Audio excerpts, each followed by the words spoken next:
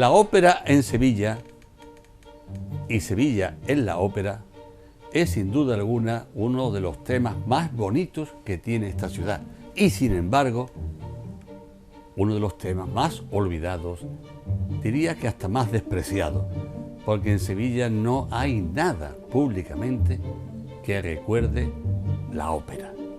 Cualquier ciudad del mundo tiene una plaza llamada Plaza de la Ópera, por ejemplo. No, en Sevilla la ópera no existe.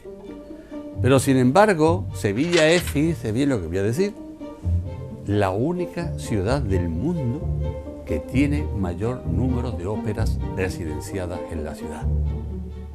Más de 100 óperas, más de 125 óperas ya. 125 óperas radicadas en Sevilla, lo que no tiene ni siquiera una ciudad italiana.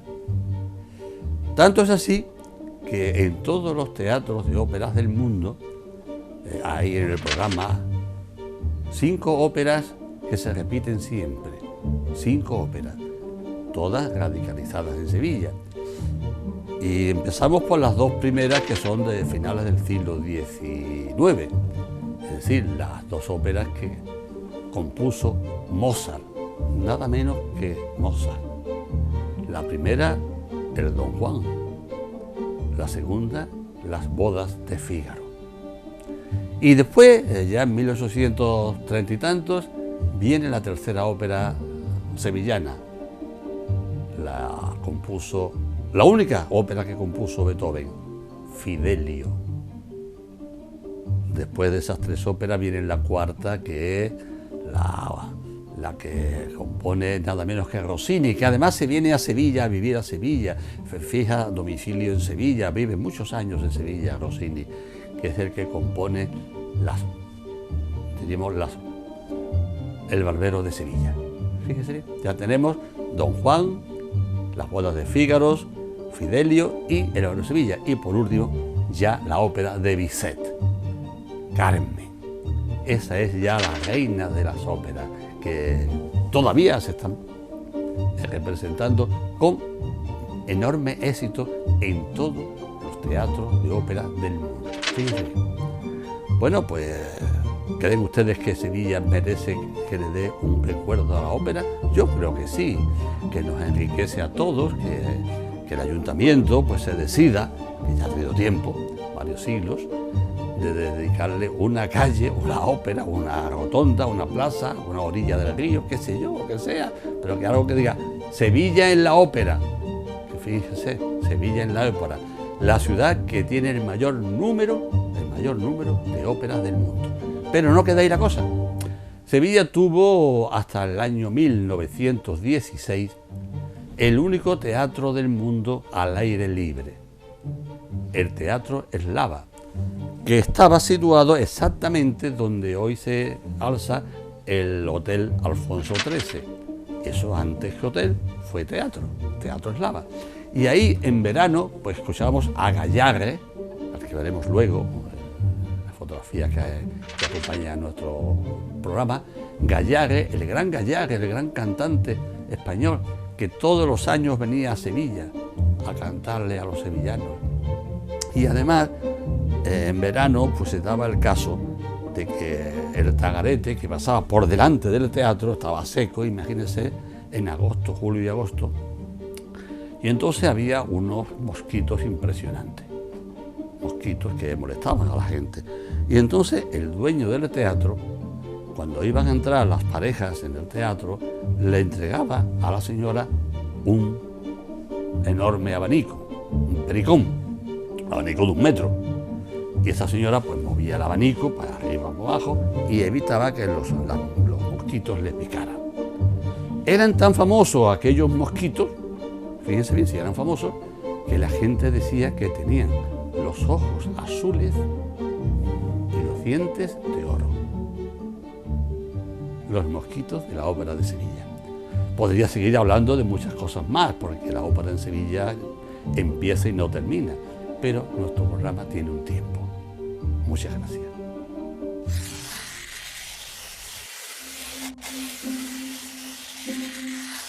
Vemos en pantalla esta preciosa escena única e irrepetible de lo que fue el Teatro Eslava. que estaba precisamente donde hoy se encuentra el Hotel Alfonso XIII, en la esquina de la calle San Fernando. Fíjense bien, era un teatro al aire libre, como vemos a derecha e izquierda, donde se celebraba ópera al aire libre. Era el único lugar de Europa donde había ópera en verano. Y además tenía diríamos, una curiosidad, que es que como por delante del teatro pasaba el arroyo Tagarete, y en verano pues había unos mosquitos impresionantemente grandes que eran conocidos por los espectadores como mosquitos con los ojos azules y los dientes de oro.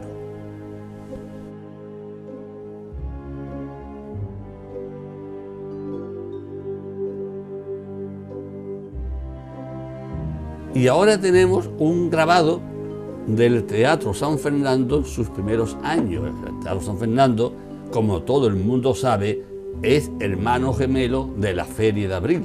Se fundó en diciembre de 1847, que fue el primer año ferial. Fíjese la estampa, que es preciosa, de lo que era este gran Teatro San Fernando, donde se celebraron todos los actos más importantes de la vida sevillana durante casi un siglo.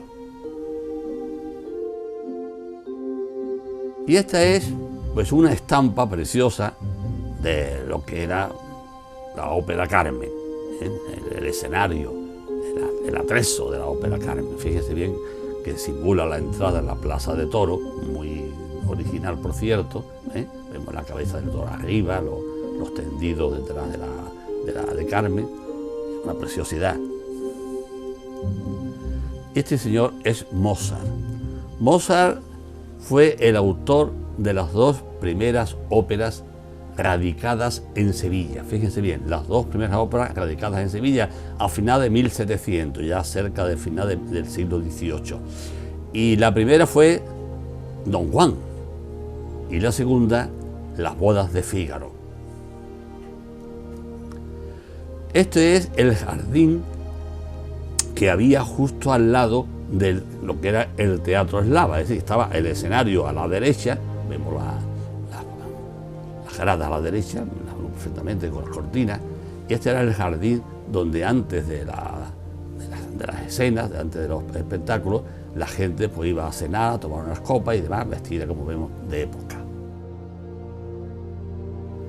Bueno, este es un plano que nos ayuda a conocer lo que era la Sevilla, diríamos, de finales del siglo XIX, bueno, y de principios del siglo XX, porque hasta 1929, fíjense lo que estoy diciendo, hasta 1929 así era Sevilla. Fíjense bien, toda la raya en negro que vemos a la derecha es el trazado de la muralla. Vemos a la derecha el arroyo Tagarete, y el postigo del Carbón, y la zona en blanco donde estaba el Teatro Eslava, y a partir de los años, finales de los años 20, el Hotel Alfonso XIII. Así era la Sevilla de principios del siglo XX, donde no existía ni siquiera o que hoy llamamos la Avenida de la Constitución, que la vemos totalmente cubierta por el caserío y sobre todo por el convento de Santo Tomás, que es el que cubre toda la zona frente al Archivo General de Indias. Esta era la calle Santo Tomás antes del ensanche, y a la izquierda ese caserío que vemos ahí era el que cubría lo que son las gradas del Archivo General de Indias, y en ese recoveco que se ve a la izquierda estaba la casa donde se situaba la barbería de Fígaro, la que dio, diríamos, tema tanto a Mozart como a Barbieri para escribir las dos grandes óperas sobre el barbero de Sevilla, radicada en esta ciudad. Bueno, aquí tenemos al gran tenor, que hizo gala diríamos, del mayor éxito teatral de la época y que naturalmente cantó en Sevilla. Y este es Barbieri, el autor de la cuarta ópera fundamental radicada en Sevilla, que además estuvo viviendo en Sevilla durante muchos años y se hizo sevillano. Y este es Beethoven, que es el otro autor, con Fígaro, de la tercera ópera radicada en Sevilla. Y por último, tenemos al autor de la ópera última, de Carmen, también radicada en Sevilla.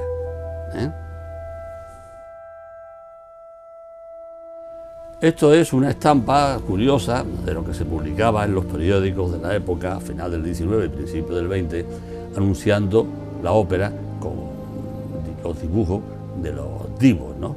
Tenemos a Rosa de la Villa, Tolosa, Menotti, en fin, todos los grandes cantantes de la ópera que operaba en Sevilla.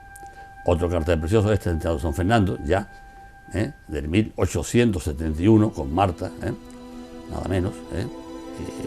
Su contenido es muy curioso en todos los sentidos, por los precios, por las recomendaciones que hace a la gente. Otro cartel, este de Un baile de máscara, con el reparto, también en San Fernando, ¿no? Y es de 1904, es decir, de ayer.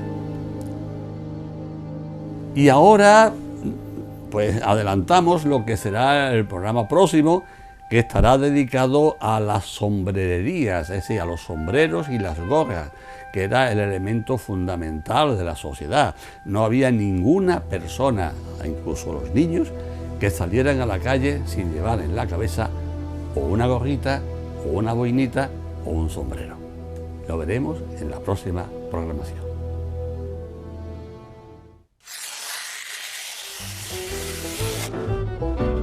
En el próximo programa analizaremos las siguientes imágenes. Esta es la fachada de la fábrica de gorras La Abundancia, famosa desde principios del siglo XX hasta mediada la pasada centuria. Aquí observamos el interior de una fábrica de sombreros. Una imagen del recuerdo, el escaparate de la centenaria sombrerería de Maquedano en la calle Sierpes. Esta es una publicidad de Maquedano en los años 20 del pasado siglo. Y por último, anuncio de la Casa Fernández Roche, una de las firmas más prestigiosas de España desde principios del siglo XX. Les esperamos la semana próxima en Memorias de Sevilla, con Nicolás Salas.